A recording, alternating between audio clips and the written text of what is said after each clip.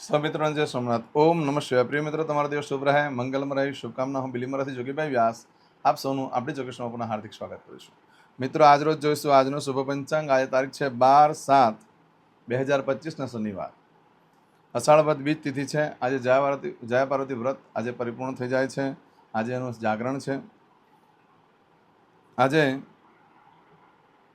જે બાળકનો જન્મ થાય છે એની તિથિ ગણાય છે બીજ. આ બીજ તિથિ આજે મળસ્કે 2 ને 9 મીટર શરૂ થાય છે અને આવતીકાલે મળસ્કે 1 ને 47 મીટર પૂર્ણ થઈ જાય છે. આજે જે બાળકનો જન્મ થાય છે નક્ષત્ર ગણાય છે ઉત્તરાષાઢા. ઉત્તરાષાઢ નક્ષત્ર આજે સવારે 6 ને 37 મીટર પૂર્ણ થઈ જાય છે અને ત્યાર પછી જે બાળકનો જન્મ થાય એનું શ્રવણ નક્ષત્ર ગણાશે. આજે જે બાળકનો જન્મ થાય છે એનો યોગ ગણાય છે વિષુકુંભ યોગ. આજે સાંજે 7 ને 32 મીટર પૂર્ણ થઈ જાય છે અને ત્યાર પછી જે બાળકનો જન્મ થાય એનો પ્રીતિ યોગ ગણાશે. આજે જે બાળકનો જન્મ થાય છે એનું કરણ ગણાય છે તેતિલ. આ તેતિલ કરણ આજે બપોરે 2 ને 1 મિનિટે પૂર્ણ થઈ જાય છે અને ત્યાર પછી જે બાળકનો જન્મ થાય એનું ગરકરણ ગણાશે. આજે જે બાળકનો જન્મ થાય છે એની રાશિ ગણાય છે મકર. મકર રાશિની અક્ષર આવે છે ખ અને જ. મકર રાશિનું સ્વામી ભગવાન શનિ છે. આ મકર રાશિ આજે આખા દિવસમાં કોઈ પણ બાળકનો જન્મ થાય બધાની રાશિ મકર ગણાશે. મકર રાશિ 13 તારીખે સાંજે 6 ને 54 મિનિટે પૂર્ણ થાય છે. એટલે ત્યાં સુધી જે બાળકોના જન્મ થાય બધાની રાશિ મકર ગણાશે. આ રાશિ તિથિ વાર નક્ષત્ર યોગ કરણનું બહુ જ મહત્વ છે મિત્રો. એમાં જેનો પણ જન્મ હોય તેની ચોક્કસ પ્રમાણે પૂજા વિધિ કરી લેવી જોઈએ જેથી કરીને જીવન સરળ બની જાય. આજે જે કે મારા સબસ્ક્રાઇબ મિત્ર મારા ઘર પરિવારમાંથી કોઈ પણ સદસ્યની વર્ષગાંઠ છે, મેરેજ એનિવર્સરી છે, એ બધાને મારી ઘણી ઘણી શુભકામના. તમારા જીવનમાં ખૂબ પ્રગતિ ઉન્નતિ થાય. ભગવાન શંકર તમારી બધી મનોકામના પૂર્ણ કરે હું સોમનાથ દાદાને પ્રાર્થના કરું છું. મિત્રો, આજના દિવસે સવારમાં ઉઠી સૌથી પહેલાં આજનું શુકન કરી લો. આખું વર્ષ તમારું સુંદર રીતે વ્યતીત થશે. આજે જે કોઈ મારા સબસ્ક્રાઇબ મિત્ર મારા ઘર પરિવારમાંથી કોઈ પણ સદસ્ય કોઈ ઇન્ટરવ્યૂ આપવા જઈ રહ્યા છે, કોઈ નોકરી નવી ચાલુ કરવા જઈ રહ્યા છે, કોઈ ધંધો ચાલુ કરવા જઈ રહ્યા છે, કોઈ વિદેશમાં જઈ રહ્યું છે, આજે કોઈ ધર્મક્ષેત્રની જાત્રા માટે જઈ રહ્યું છે, આજના દિવસે કોઈ પરીક્ષા આપવા જઈ રહ્યું છે, કોઈને આજે ઓપરેશન હોય, ડિલિવરી હોય, સગાઈ હોય, છઠ્ઠીની પૂજા હોય, હવે કોઈ પણ કાર્ય કરવા માટે તમે જઈ રહ્યા છો તે કાર્યમાં તમને દિવ્ય સફળતા પ્રાપ્ત થાય કે સોમનાથ દાદાને પ્રાર્થના કરું છું. પરંતુ મિત્રો, આજના દિવસે ખાસ કરીને ઘરેથી નીકળો છો ત્યારે આજનું શુકન કરીને નીકળવું જેથી કરીને તમારા કાર્યમાં સફળતા મળે. આમ તો કોઈ કામ કરવા ન જવાનું અને એમને તમે દરરોજ જતા હોય ત્યારે શનિવારના દિવસે આટલું ચોક્કસ કરી જવું. ઘરમાં જે વડીલ વૃદ્ધ વ્યક્તિ હોય તેને વંદન કરી લો, પૂજાના સ્થાનમાં દેવસ્થાનમાં પગે લાગી લો, આટલું કરીને જાઓ જેથી કરીને તમારા કાર્યમાં સફળતા મળે. અને આજે શનિવાર છે એટલે ગરીબની સેવા કરો, ભિખારીની સેવા કરવી એટલે એ લોકોને અન્ન, દવા, વસ્ત્ર વગેરેનું દાન કરી શકો છો. એનાથી લક્ષ્મી દેવી પ્રસન્ન થાય છે. આજના દિવસે કોઈ પણ કાર્ય તમે કરવા જઈ રહ્યા છો તો તેમાં પણ એક ચોક્કસ શુભ સમય હોય છે. તે સમયગાળા દરમિયાન તમે કાર્ય કરો છો તો સારી સફળતા મળી શકે. તો આજે જે સમય છે તે આપણે જોઈ લઈએ. આજે સવારે 7:30 થી 9 વાગ્યા સુધીનો સમય શુભ રહેશે. બપોરે 12 થી સાંજે 4:30 વાગ્યા સુધીનો સમય શુભ રહેશે. સાંજે 6 થી રાત્રે 7:30 વાગ્યા સુધીનો સમય શુભ રહેશે. રાત્રે 9 થી આવતીકાલે મળસ્કે 1 ને 30 મિનિટ સુધીનો સમય શુભ રહેશે અને આવતીકાલે મળસ્કે 4:30 થી 6 વાગ્યા સુધીનો સમય શુભ રહેશે. આ સમયગાળા દરમિયાન તમે કોઈ પણ કાર્ય કરો છો તે કાર્યમાં તમને દિવ્ય સફળતા પ્રાપ્ત થઈ શકે છે. પરંતુ મિત્રો, આજના દિવસે જો તમારી કોઈ વસ્તુ ચોરાઈ ગઈ કે ખોવાઈ ગઈ તો મળવાની શક્યતા 15 દિવસમાં છે, બાકી મળવાની શક્યતા બિલકુલ ઓછી છે. આજના દિવસે તમે મળસ્કે 5:57 થી આવતીકાલે સવારે 6 ને 37 મિનિટ સુધીમાં તમે જે કંઈ કાર્ય કરો છો એનું ફળ આ રીતે પ્રાપ્ત થશે. એમાં તમે કોઈ પણ કાર્ય કરો છો, કોઈ નવો ધંધો વેપાર ચાલુ કરો છો અથવા કંઈ ખરીદી કરો છો, કોઈ વેચાણ કરો છો તો એમાં તમને સારામાં સારી સફળતા મળી શકે એમ છે. તમારાથી લોકોને ઈર્ષા થાય. આજે તમે કામનો શરૂઆત કરો તો તમને એટલી સફળતા મળે. આજના દિવસે તમને પ્રાથમિક, આર્થિક, શારીરિક બધી જ જરૂરિયાતો પૂરી થાય. તે ઉપરાંત સૌથી ઉત્તમનું ઉત્તમ છે એ માનસિક શાંતિ મળે તમને. આજના દિવસે કોઈ કાર્ય કરો છો એનાથી માનસિક શાંતિ મળવાનો યોગ વધારે પડતા રહેશે. આજે તમે જે કાર્ય કરો ને એ સામેવાળા પર સારો પ્રભાવ પાડી શકે છે.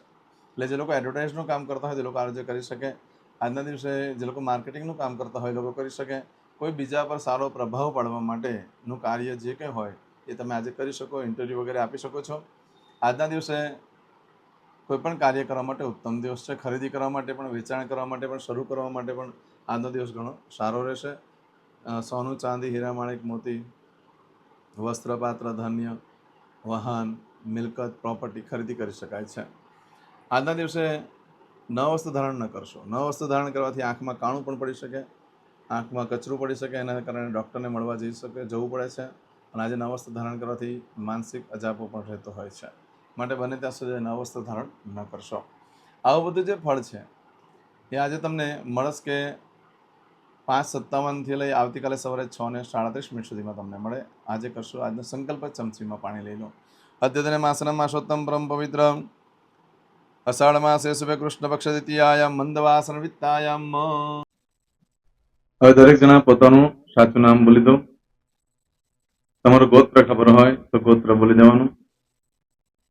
પછી બોલવાનું છે અહમ, મમ, આત્મન, શ્રુતિ, સ્મૃતિ, પુરાણોક્ત, પુણ્ય, ફલ, પ્રાપ્તિ, અર્થમ, અપ્રાપ્ત, લક્ષ્મી, પ્રાપ્તિ, અર્થમ, પ્રાપ્ત, લક્ષ્મી, ચિરકાલ, સૌ, રક્ષણાત્મક, લોકેવા, સભાયામ, રાજદ્વારે, વ્યાપારે, વિદ્યા અભ્યાસે, દેશે વિદેશે, સર્વત્ર, યશ, કીર્તિ, વિજય, લાભાદિ, પ્રાપ્તિ, અર્થમ, મમ, અખિલ, કુટુંબસ્ય, આયુ, આરોગ્ય, ऐश्वर्यादि, प्राप्ति, अर्थम, मम, जन्म, समय,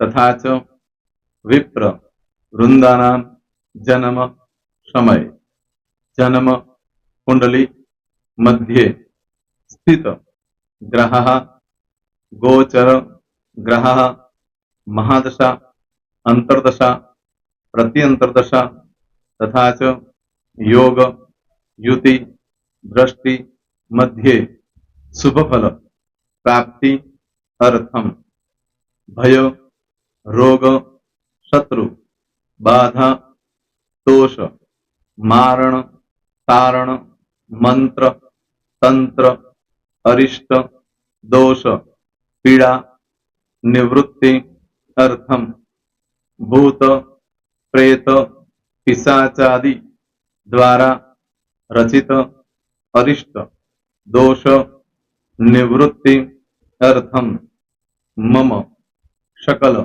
मनवांछित फल. હવે તમારા મનમાં જે કઈ ઈચ્છા હોય તે બોલી જવાનું.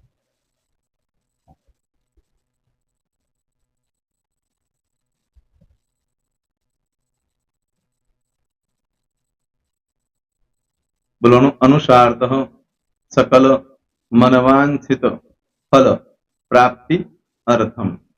હવે જે બરકતની પૂજા વાળા છે એ લોકો તો આ બધું બોલવાનું જ હોય છે, એ લોકો માટે કોઈ સ્પેશિયલ નથી. પણ જે લોકોએ હવે જે કહું છું તે લોકોએ જ બોલવાનું. જેના લગ્ન થઈ ગયા હોય એ લોકોએ બોલવાનું છે. મમ દાંપત્ય જીવન મધ્યે સુખાકારી પ્રાપ્તિ અર્થમ પુત્ર પૌત્રાદિ સંતતિ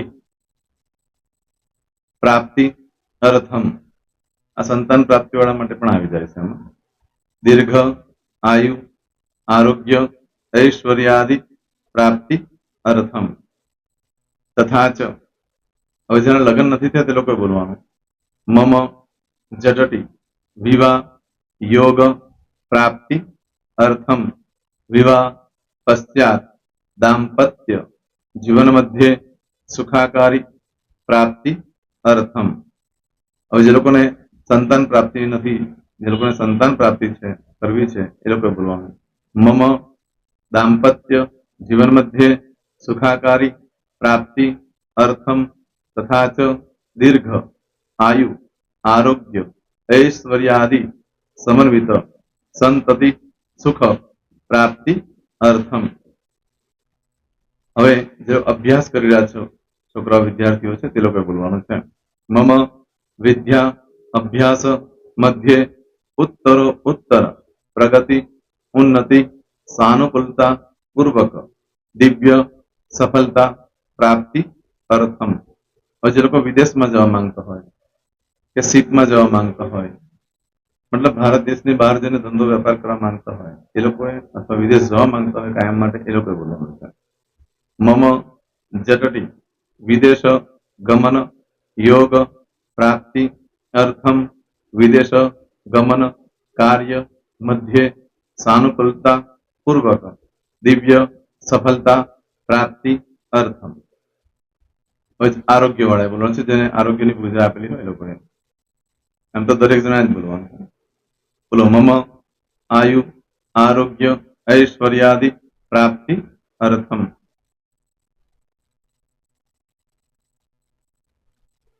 હવે દરેક જણા બોલવાનું. સકલ મનવાંછિત ફલ પ્રાપ્તિ અર્થમ અદ્ય દિને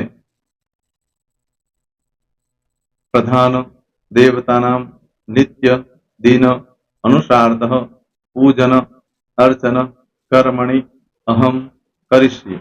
પાણીવાળી થાળીમાં પાણી મૂકી દેવાનું છે. હવે તમારી બધી પૂજા જે મેં આપેલી છે એ પૂજા થઈ જાય, અથવા તો તમે રોજ પૂજા કરતા છો, મારી પાસેથી નથી લઈ ગયા, એ પૂજા થઈ જાય પછી ફરી પાછી ચમચીમાં પાણી લેવાનું. અહીંયા વિડીયોને સ્ટોપ કરી દેવાનું. પૂજા પતે એટલે પાછું આગળનું કરવાનું છે. અહીંયા વિડીયો સ્ટોપ કરી દેવાનું અને પૂજા પતે એટલે બોલવાનું છે વિષ્ણવે વિષ્ણવે વિષ્ણવે નમો નમઃ. વિષ્ણુ સ્મરણા સર્વમ પરિપૂર્ણ અસ્તુ. એતાની ગંધ પુષ્પ ધૂપ દીપ નૈવેદ્ય તાંબૂલ પ્રદક્ષિણા સહિત પ્રણુ મમ સકલ મનવાંછિત ફલ પ્રાપ્તિ અર્થમ પૂજન અર્ચન પ્રિયતાન નમમ. પાણી મૂકી દેવાનું, પાછું પાણી લેવાનું. પૂજન અર્ચન બ્રહ્માર્પણમસ્તુ. નીચે જમીન પર પાણી મૂકો, એમાં આંગળી ઘસી કપાળમાં તિલક કરી દો. કપાળમાં જમીન પર પાણી મૂક્યું છે એમાં. ત્યાર પછી ભગવાનને કહેવાનું કે હે પ્રભુ, આજે પૂજા કરતા કઈ પણ પ્રકારની ભૂલચૂક થઈ ગઈ હોય તો અમને ક્ષમા કરજો. અમે તમારા બાળક છીએ. પ્રભુ, તમારો ખૂબ આભાર માનું છું. આજે મારી પાસે તમારી પૂજા કરાવી, મારી મનોકામના પૂર્ણ કરી. પ્રાર્થના કરી દો. જગ્યા પરથી ઉભા થઈ શ્રીનારાયણ ભગવાનને પાણી ચડાવી દો અને નિત્ય કર્મ જે કરતા હોય તે કરો. જય સ્વામિનારાયણ. તમારો દિવસ શુભ રહે. તમે અને તમારો પરિવાર સુખી રહે, સંપન્ન રહે, સુરક્ષિત રહે, એ ભગવાન સોમનાથ દાદાને પ્રાર્થના. તો મિત્રો, તમે મારા વિડીયોને લાઈક ના આપી હોય તો સૌથી પહેલા લાઈક આપી દો. અને ત્યાર પછી જો તમે મારી આ ચેનલ સબસ્ક્રાઇબ ન કરી હોય તો સૌથી પહેલા સબસ્ક્રાઇબ કરી લો અને બેલ આઇકોન ઓલ પર ક્લિક કરવાનું ભૂલશો નહીં, જેથી કરીને સૌથી પહેલા નવી વિડીયો જે કંઈ મૂકું એ તમને મળે. મિત્રો, કંઈ પણ મૂંઝવણ હોય તો મને આ નંબર પર તમે ફોન કરીને પૂછી શકો છો. મારો મોબાઈલ નંબર છે 9825546459. મિત્રો, કોમેન્ટ્સમાં જય સોમનાથ લખવાનું ભૂલશો નહીં. ફરી પાછા નવા વિડીયો સાથે મળીએ. ત્યાં સુધી સૌને જય સોમનાથ.